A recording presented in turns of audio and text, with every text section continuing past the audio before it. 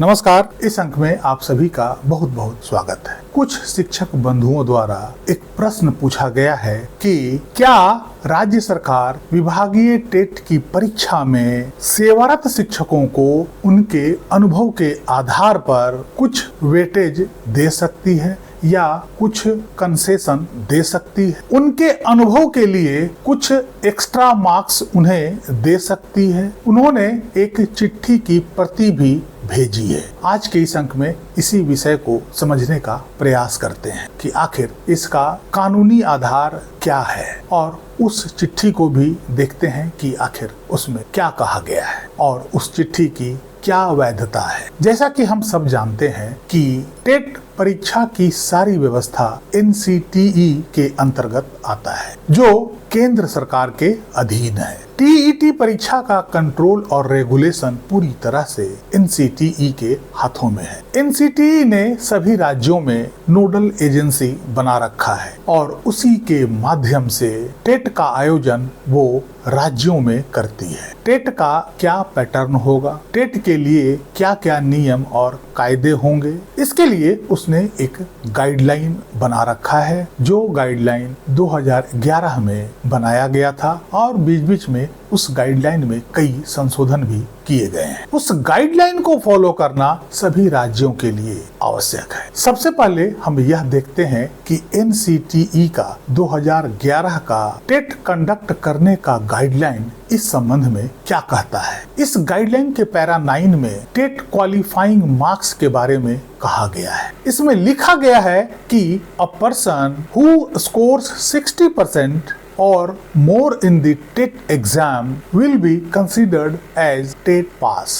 School management, government, local bodies, government aided and unaided may consider giving concessions to person belonging to SC, ST, OBC, differently abled persons etc. in accordance with their extant reservation policy. इसी para के B में कहा गया है कि should give weightage to the TET scores in the recruitment process. However, qualifying the TET would not confer a right on any person for recruitment employment, as it is only one of the eligibility criteria for appointment. अर्थात जो व्यक्ति 60% अंक TET exam में लाता है उसे TET pass मान लिया जाएगा और राज्य सरकार अपने राज्यों में प्रचलित रिजर्वेशन पॉलिसी के तहत केवल SC, ST, OBC और डिफरेंटली एबल्ड पर्सन्स अर्थात दिव्यांग व्यक्तियों के लिए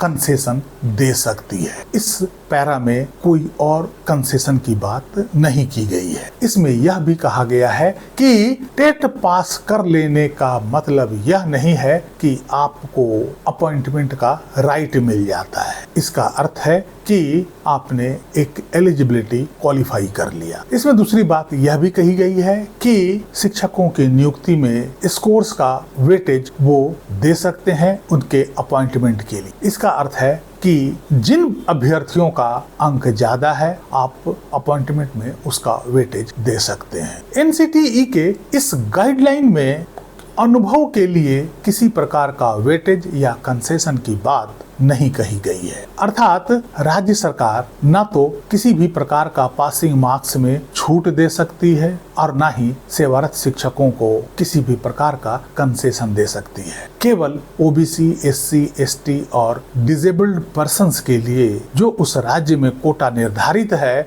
उसके आधार पर उन्हें कंसेशन दिया जा सकता है, जो उस राज्य में पहले से ही चल रहा होता है। इसके अलावा इस गाइडलाइन में किसी भी प्रकार का कंसेशन की बात नहीं कही गई है। अब देखते हैं कि जो चिट्ठी मुझे भेजा गया है वो क्या कहता है।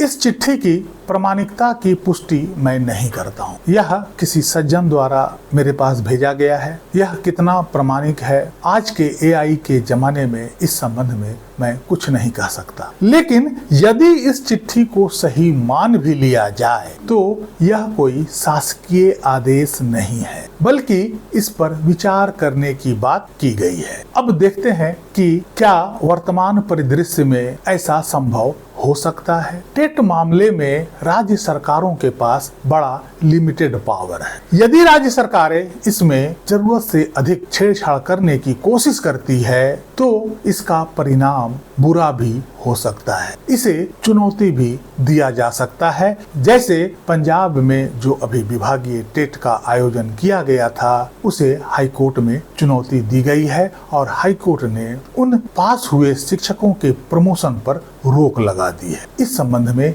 NCTE को नोटिस भी भेजा गया है। अब देखना होगा कि पंजाब सरकार द्वारा आयोजित विभागीय टेट को NCTE की स्वीकृति मिलती है या नहीं मिलती है, यह आने वाला वक्त बताएगा। क्योंकि जिस प्रकार वहां बंद कमरे में विभागीय टेट का आयोजन किया गया और लगभग सभी शिक्षकों को टेट में उत्तीर्ण करा दिया गया, इससे एक बड़ा सवाल खड़ा होता है। 2014 में भी उर्दू शिक्षकों के संबंध में ऐसा मुकदमा हो चुका है। विभागीय टेट राज्य सरकार करवा सकती है क्योंकि राज्य सरकारों के पास इसके लिए अपना तर्क और कारण मौजूद है। यदि राज्य सरकारों को नए टेट पास अभ्यर्थियों की जरूरत नहीं है तो टेट का आयोजन केवल सेवारत शिक्षकों के लिए की जा सकती है। क्योंकि सुप्रीम कोर्ट का विशेष आदेश है कि सभी राज्य सरकारें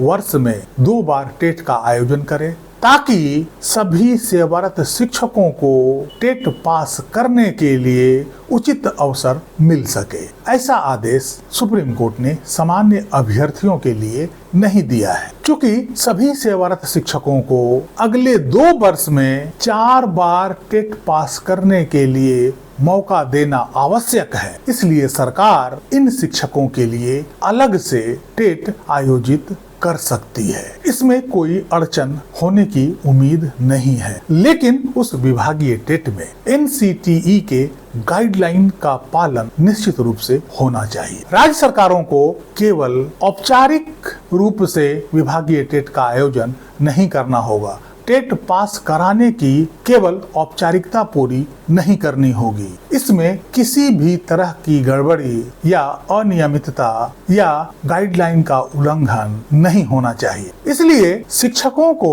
अनुभव के आधार पर वेटेज देने में भविष्य में कानूनी अड़चन आने की संभावना हो सकती है और राज्य सरकारें अपनी मर्जी से ऐसा नहीं कर सकती है, ऐसा मेरा मानना है और जो NCTE का गाइडलाइन कहता है। मुझे जो कानूनी रूप से सही लगा आप सभी को मैंने बताया। बाकी राज्य सरकारें इस संबंध में कानूनी सलाह भी अवश्य ले रही होगी और जैसा भी उचित होगा उसके अनुसार सरकार आगे कदम बढ़ाएगी। मैं तो यही चाहता हूँ कि शिक्षकों के ऊपर जो आज संकट का बादल छाया हुआ है वो किसी प्रकार छटे। इस संकट से हमारे शिक्षक बंधु बाहर आए। लेकिन मैं यह भी नहीं चाहता हूँ कि इस संकट से बाहर आकर हमारे शिक्षक बंधु कोई दूसरे संकट में फंस जाए। इस अंक में यहीं तक। कैसी लगी जानकारी कमेंट करके जरूर बताइएगा। वीडियो को लाइक कीजिएगा, चैनल को सब्सक्राइब कीजिएगा। मिलते हैं अगले अंक में, तब तक के लिए जय हिंद, वंदे मातरम।